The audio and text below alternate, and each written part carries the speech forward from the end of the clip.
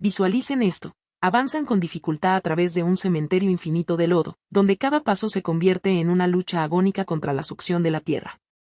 Llevan 96 horas sin dormir porque, sencillamente, no existe tierra seca donde recostarse. Si dejan de moverse, se hunden, y si caen, el barro los traga enteros para siempre. A su alrededor, hombres se ahogan estando de pie, demasiado exhaustos para mantener la cabeza fuera del agua fétida. Al frente de esta marcha de los condenados va un hombre montado en el último elefante sobreviviente, aferrando las riendas con manos afiebradas. Su ojo derecho está completamente cerrado por la hinchazón, supurando infección y palpitando con un dolor tan intenso que incapacitaría a cualquier soldado normal, pero él no se detiene ni grita. Sigue empujando hacia adelante, destruyendo su propio cuerpo para poder destruir a Roma. Esta es la brutal realidad del año 217 a.C., y el hombre es Aníbal Barca. El cruce de los pantanos del Arno no fue simplemente una marcha militar, fue un desastre en cámara lenta que la mayoría de los libros de historia pasan por alto al centrarse en los Alpes. Pero mientras los Alpes fueron fríos, los pantanos fueron letales. Durante 4 días y 3 noches, el ejército no tocó suelo seco, no acamparon y no cocinaron. La acción fue espantosa, pues los soldados en la vanguardia batieron el suelo hasta convertirlo en un puré profundo, y para cuando llegó la retaguardia, caminaban sobre inmundicia líquida. Cuando el agotamiento finalmente golpeaba, los hombres trepaban sobre los cadáveres hinchados de los animales de carga solo para mantener la cabeza fuera del agua y dormir unos minutos, usando a los muertos como balsas. Gana de esta desesperación, Aníbal pagó el precio en carne propia. La bacteria del pantano se asentó en su ojo y, sin médicos ni vendas limpias, simplemente dejó que el órgano muriera para mantener la velocidad del ejército. Antes de sumergirnos en esta implacable historia de supervivencia y venganza, si desean descubrir más verdades ocultas de la historia, denle al botón de me gusta y suscríbanse. Comenten abajo desde donde nos escuchan. Es asombroso ver cómo estamos conectados en todo el mundo por nuestra curiosidad hacia el pasado. Aníbal sacrificó la mitad de su visión porque la velocidad es el arma más mortífera y el cónsul romano Flaminio esperaba en el camino fácil, confiado en que nadie sobreviviría a los pantanos. Se equivocaba.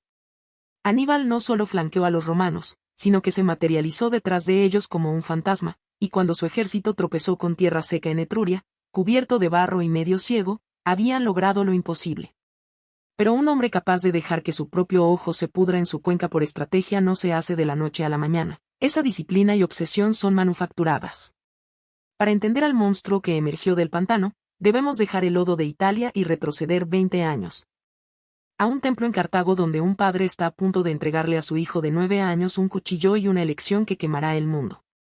El arquitecto de Aníbal fue su padre, Amílcar Barca, un nombre que significa rayo, un genio táctico que, tras la primera guerra púnica, regresó a casa no como un general vencido, sino como un hombre consumido por una rabia calculadora.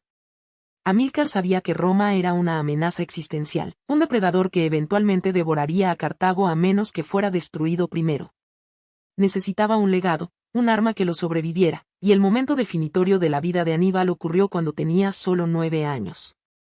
Amílcar se preparaba para ir a Hispania a reconstruir el imperio y asegurar las minas de plata para pagar las extorsiones de Roma. El joven Aníbal rogó ir con él, prefiriendo la vida de campamento al lujo de la capital, y Amílcar accedió con una condición. Lo llevó al templo de Baal-Amón, entre el humo pesado del incienso y el silencio de los sacerdotes, donde los juramentos eran contratos vinculantes con lo divino. Amílcar hizo que su hijo pusiera su pequeña mano sobre una víctima sacrificial, aún caliente con sangre, y jurara: juro que tan pronto como la edad lo permita, usaré fuego y acero para detener el destino de Roma. Desde ese momento, Aníbal fue criado como un soldado, no como un príncipe, lejos de la influencia corrupta del Senado cartaginés. Su aula fue el campo de batalla, donde aprendió a dormir en el suelo duro, a soportar el hambre y a matar, comiendo la misma comida que los soldados rasos. Amílcar le enseñó que la lealtad no se compra con oro, sino que se gana a través del sufrimiento compartido, creando un perfil psicológico único, un noble de alta cuna con los instintos de un soldado raso. Cuando Amílcar murió ahogado para salvar a sus hijos durante una escaramuza, Aníbal, de 18 años, vio morir a su arquitecto, pero el arma ya estaba terminada. Al tomar el mando a los 26 años, Aníbal decidió no esperar la guerra, sino llevarla a Roma cruzando los Alpes, algo que los expertos militares consideraban imposible. Para la mente antigua, los Alpes eran el borde del mundo conocido, y la logística era una pesadilla. Mover una ciudad entera de 50.000 infantes y 37 elefantes a través de picos nevados donde no había pasto. Las tribus galas los emboscaron desde arriba, rodando enormes rocas que aplastaban a hombres y caballos, enviándolos gritando al abismo en una masacre en cámara lenta. Pero el verdadero enemigo era el frío y el terreno. Cuando un deslizamiento de tierra bloqueó el camino con una caída de 300 metros a un lado, Aníbal usó la ciencia. Ordenó apilar madera alrededor de las rocas, prenderles fuego hasta que brillaran al rojo vivo y luego verter sus raciones de vino agrio sobre la piedra caliente. El choque térmico rompió la roca, permitiéndole estallar un nuevo camino con picos, aunque el descenso a Italia fue irónicamente más mortal debido al hielo resbaladizo.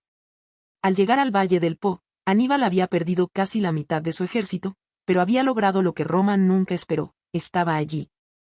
El cruce de los Alpes fue una declaración de que ninguna barrera podía detener a los Barca.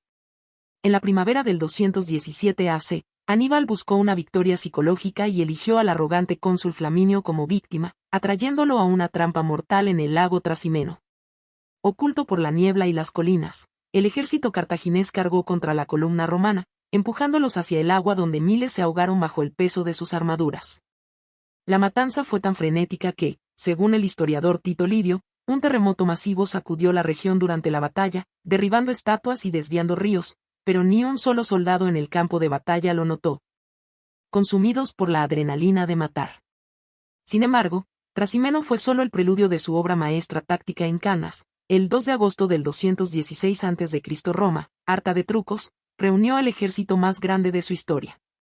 86.000 hombres, para aplastar a Aníbal, quien respondió con una formación suicida, un arco convexo con sus tropas más débiles en el centro.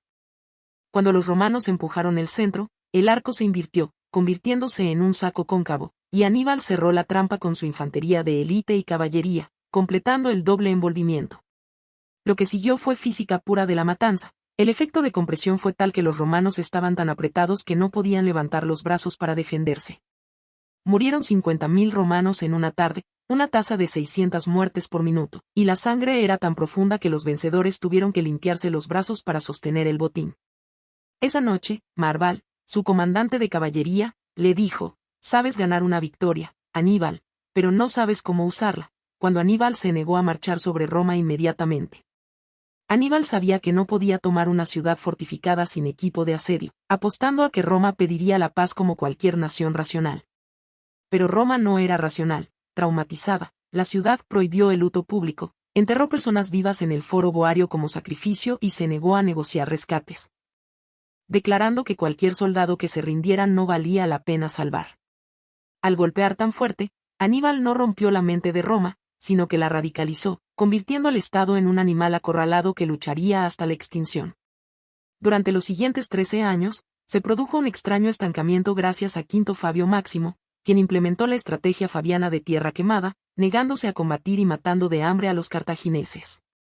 Aníbal se convirtió en un león enjaulado, ganando batallas tácticas pero perdiendo estratégicamente mientras sus veteranos morían. Mientras tanto, surgía Publio Cornelio Escipión, un joven romano que estudiaba a Aníbal con obsesión y que conquistó la base cartaginesa en España mediante un audaz ataque durante la marea baja. La esperanza final de Aníbal murió cuando los romanos interceptaron a su hermano Asdrúbal, quien traía refuerzos, y arrojaron su cabeza cortada al campamento de Aníbal. Un mensaje de brutalidad psicológica que le confirmó que el fin estaba cerca.